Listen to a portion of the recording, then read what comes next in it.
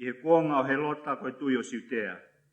In this carol, Malden uses the story from Luke's Gospel that Jesus was born while Herod was king of Judea. The tune is Saint Winifred by S. Nunman, and the familiar English words are cradled in a manger meanly.